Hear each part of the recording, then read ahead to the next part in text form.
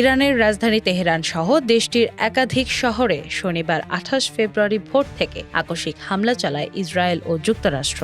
যৌথ এই অভিযানে ইরানের সর্বোচ্চ নেতা আয়াতুল্লাহ আলী খামেনি নিহত হয়েছেন বলে বিভিন্ন আন্তর্জাতিক গণমাধ্যমে দাবি করা হয়েছে। পাশাপাশি দেশটির শীর্ষ সামরিক ও রাজনৈতিক নেতৃত্বের আরও কয়েকজন নিহত হয়েছেন বলেও খবর প্রকাশিত হয়েছে। ঘটনাটি মধ্যপ্রাচ্যের ভূ রাজনীতিতে নতুন করে অস্থিরতা সৃষ্টি করেছে।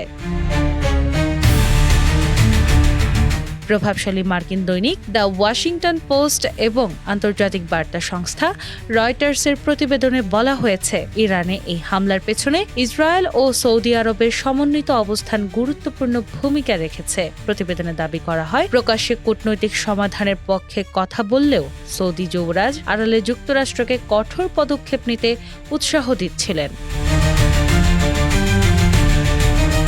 রয়টার্সের বরাতে আরও জানা যায়, হামলার কিছুক্ষণ আগে খামেনি নিরাপদ এক স্থানে তার দুই ঘনিষ্ঠ উপদেষ্টা আলী লারিজানি ও আলী শামখানির সঙ্গে বৈঠক করছিলেন। ঠিক সেই সময়ই সেখানে অতর্কিত হামলা চালানো হয় বলে প্রতিবেদনে উল্লেখ করা হয়েছে। মার্কিন প্রেসিডেন্ট ডোনাল্ড ট্রাম্প ঘোষণা দিয়েছেন, ইরানের সরকার পরিবর্তন না হওয়া পর্যন্ত সামরিক অভিযান অব্যাহত থাকবে।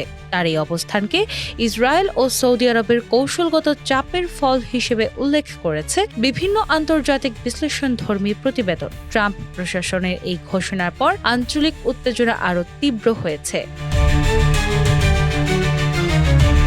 এদিকে ইরানের নির্বাসিত সাবেক যুবরাজ রেজা পাহলভি খামেনির মৃত্যুকে স্বাধীনতার সুযোগ হিসেবে আখ্যা দিয়েছেন। ওয়াশিংটন পোস্টে প্রকাশিত এক নিবন্ধে তিনি ট্রাম্পকে ধন্যবাদ জানিয়ে বলেন, ইসলামী প্রজাতন্ত্রের অবসান ইরানের জনগণের জন্য নতুন সম্ভাবনার দ্বার খুলে দিতে পারে। তিনি গণভোটের মাধ্যমে নতুন সংবিধান প্রণয়ন এবং আন্তর্জাতিক তত্ত্বাবধানে অবাধ নির্বাচনের প্রস্তাব দেন। বিশ্লেষকরা বলেছেন, খামেনির মৃত্যুর পর ইরানের ক্ষমতার ভারসাম্যে বড় ধরনের পরিবর্তন আসতে পারে। ১৯৭৯ সালের ইসলামী বিপ্লবের পর থেকে প্রতিষ্ঠিত শাসন ব্যবস্থার ভবিষ্যৎ এখন প্রশ্নের মুখে। অভ্যন্তরীণ রাজনৈতিক অস্থিরতা, আঞ্চলিক শক্তির প্রতিদ্বন্দ্বিতা এবং আন্তর্জাতিক কূটনৈতিক চাপ সব মিলিয়ে ইরান এক সংকটময় সন্ধিক্ষণে দাঁড়িয়ে আছে। মধ্যপ্রাচ্যে চলমান এই উত্তেজনা বৃহত্তর আঞ্চলিক সংঘাতে রূপ নিতে পারে কিনা তা নিয়ে আন্তর্জাতিক মহলে গভীর উদ্বেগ দেখা দিয়েছে। দিনা ইসলাম, বাংলা বাজার পত্রিকা।